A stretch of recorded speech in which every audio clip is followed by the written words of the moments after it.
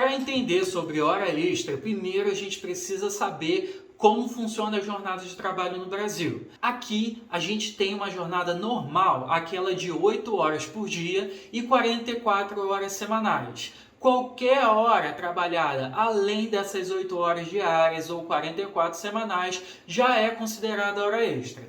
É claro que a gente tem aquelas pessoas que cumprem jornadas diferentes, de 6 horas por dia, 30 horas semanais, tem pessoas que fazem escala, mas independente de qual é a sua jornada, se você foi contratado, no seu contrato de trabalho, previa que você trabalharia determinada quantidade de horas por dia ou uma quantidade de horas por semana, e você ultrapassou aquela quantidade de horas, isso significa que você tem um ativo, de horas extras a receber. A não ser que exista a implementação de banco de horas na sua empresa. Mas aí isso tem que ser pactuado de forma coletiva ou individual, você com seu empregador diretamente. Se não tem pactuação da sua categoria profissional e você também não tem uma pactuação individual com seu empregador, isso quer dizer, trabalhando mais do que as horas que você foi contratado, você sim tem direito a receber essas horas extras. Outra situação que também é considerada hora extra é quando você não consegue tirar o seu horário de almoço. Você tem 1 hora e só consegue tirar 30, por exemplo.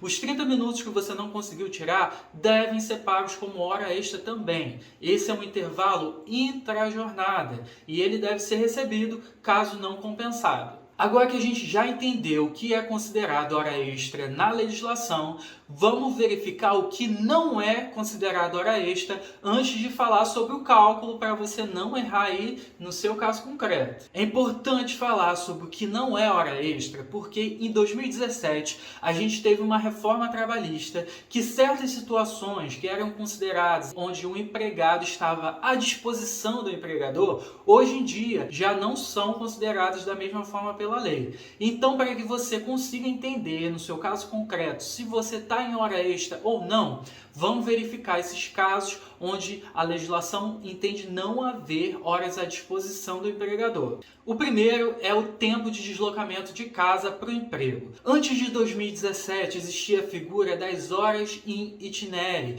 que eram consideradas pela lei aquelas horas em que o empregado estava no deslocamento da sua casa para o trabalho, naqueles casos em que o local de trabalho não tem fornecimento de ônibus, transporte público de forma regular. Então, o que o empregador fazia? Ele fornecia esse transporte para o empregado e durante aquele período em que o empregado estava indo da sua casa até o local de trabalho em um transporte fornecido pelo empregador, isso era considerado tempo à disposição. Então, essas pessoas que trabalhavam dessa forma tinham o direito de receber as horas que ficavam no transporte. Em 2017 a legislação foi alterada e hoje em dia não existe esse direito às horas in itinere. Agora vamos para a segunda hipótese, que é o tempo de deslocamento para quem trabalha de forma externa do trabalho para casa. Trabalho externo, é importante eu falar antes, é aquele que não é feito dentro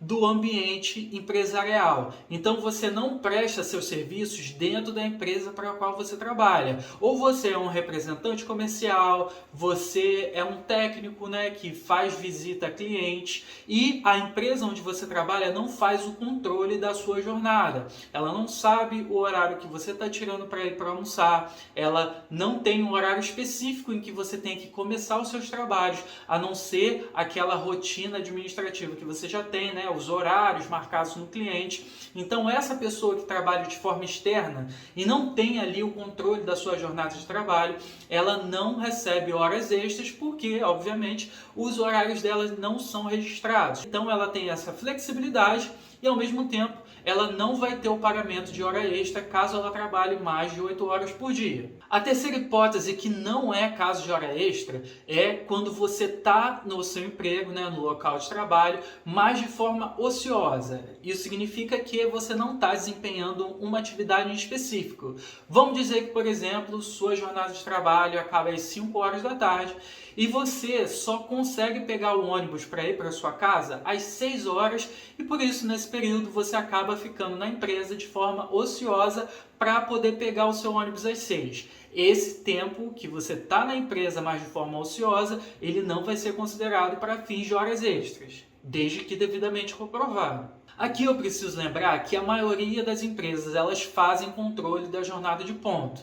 Então, a empresa ela só não vai ter obrigação de te pagar essa diferença de tempo se ela provar que naquele momento você não está prestando serviço. Se você sai às 6 por conta do ônibus, mas nesse meio tempo você continua trabalhando, então sim vai ser considerado hora extra. Outro caso que não é considerado hora extra são as confraternizações da empresa, aquela festinha, festa de aniversário, atingiu metas, fez aquela reunião, aquilo não é considerado hora extra, porque você não está desempenhando suas atividades, por mais que esteja dentro do ambiente de trabalho. E por fim, a gente tem que lembrar que existe aqui uma tolerância também para que comece a ser contado esse tempo de hora extra. A justiça costuma utilizar o tempo de 15 minutos. Se você ficou 15 minutos além da sua jornada para terminar ali o seu serviço ou surgiu uma nova demanda, mas você consegue finalizar ela em no máximo 15 minutos, aquele tempo não vai ser considerado para pagamento de horas extras.